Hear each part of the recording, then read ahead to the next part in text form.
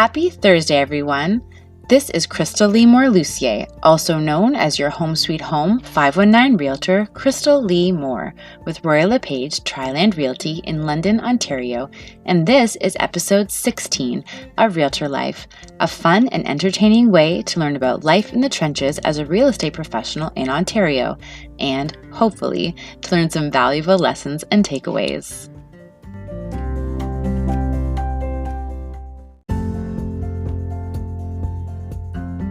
Now for this week's 5 circle goals, inspired by Buffini and Company, which are goals for the 5 circles of our lives: spiritual, family, business, financial, and personal. I hope you're choosing goals for yourselves every week and writing them down. My spiritual goal this week is to continue to find time for myself to meditate and play the ukulele and listen to Elevation Church on Sundays. Now that we're in another lockdown, self-care is even more important. For my family goal this week, I'm hoping to connect by phone or Zoom with my extended family and my friends, and to get out with my husband this weekend for some exercise. For my business goal, I'm working away with my buyers and preparing listings while I work on my first MBA course in leadership. It is awesome and so much more intense than I anticipated. My goal for this podcast has changed from a weekly episode to at least 1 or 2 per month. Wish me luck. For my financial goal, we are continuing to save, and this next month will be all about sending my annual gift to the CRA. Does anyone else hope for an awesome thank you card from them one day? And finally, for my personal goal, I have transitioned my challenge into a personal challenge, and I'm also focused on learning more songs on the ukulele and getting outside as much as I can as the weather is nicer. I hope that hearing about my 5 circle goals has inspired you to choose or write down your own 5 circle goals. I would love to hear more about them. You can go to my website at www.krystalleemore.ca and find my contact info, or send me an email at krystalleemore@royallepage.ca. And now, on to story time. I am tired, guys. As a listing agent in a new city, I am grateful for the referral business I get and for the amazing new relationships I'm creating. My clients' trust and the awesome results we are able to get them is phenomenal. But as a buyer's agent, wow. Let me paint a picture for you.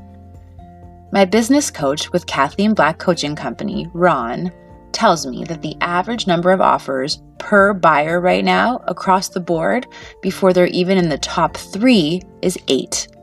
8 offers.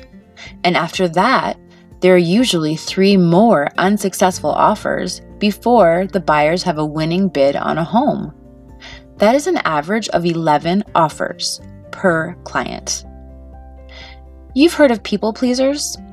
I am a client pleaser. I go all in to help my clients. And in today's market, it is a tough go. Some buyers do not understand how hard we work, and some buyers do not want to commit to one agent. And that's okay. That just means that they aren't the right client for me, or maybe for you.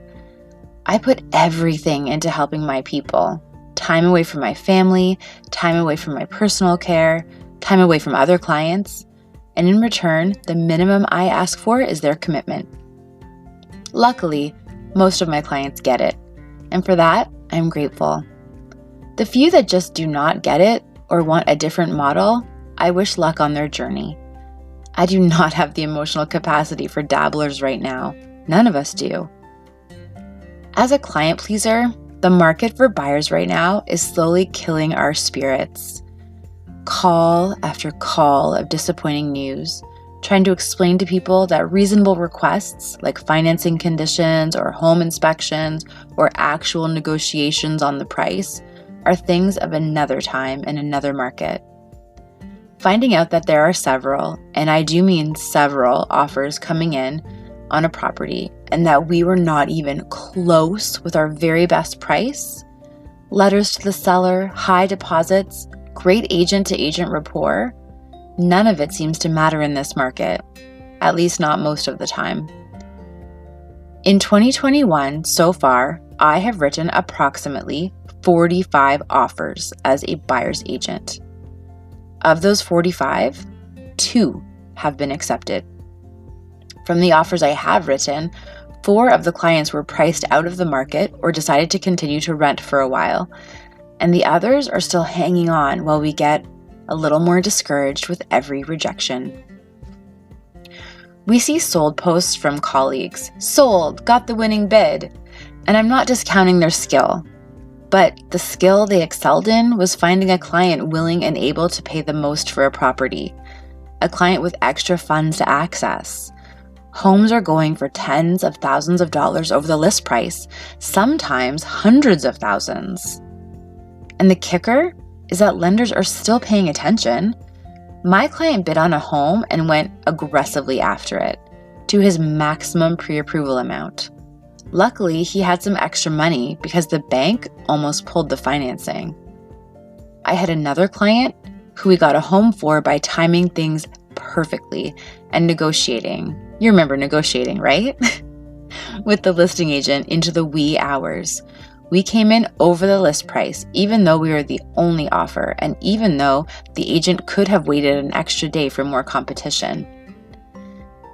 This experience added good karma to the world, however, because when my unique listing generated only 1 offer on offer day, I negotiated with the awesome buyer's agent and got a great price for my sellers without forcing the buyer into a competitive situation the next day.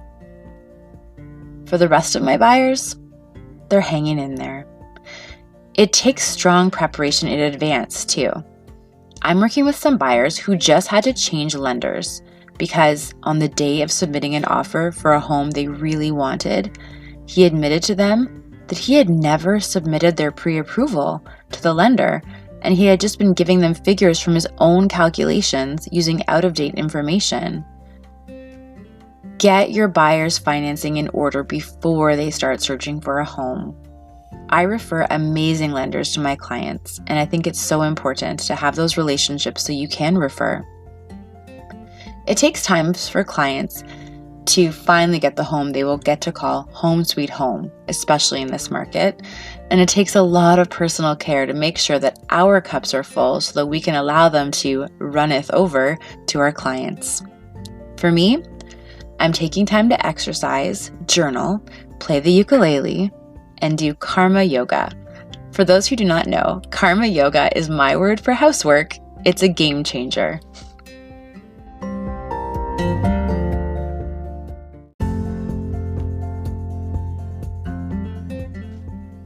Lessons. We put a lot of work into our buyer clients. In my professional opinion, buyers should be committed to you before you invest hours and hours helping them find a home. It is a relationship built on trust, and it goes both ways.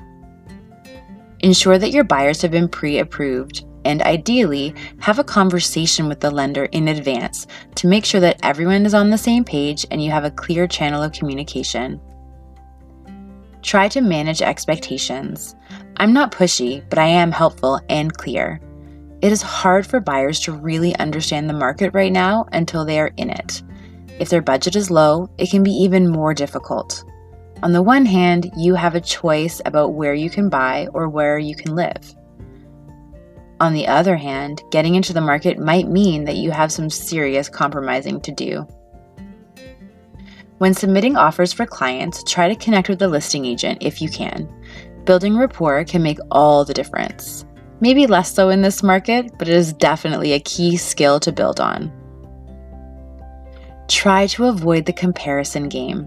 It can be deflating to see top agents in your area posting about how their skill made it happen for a buyer.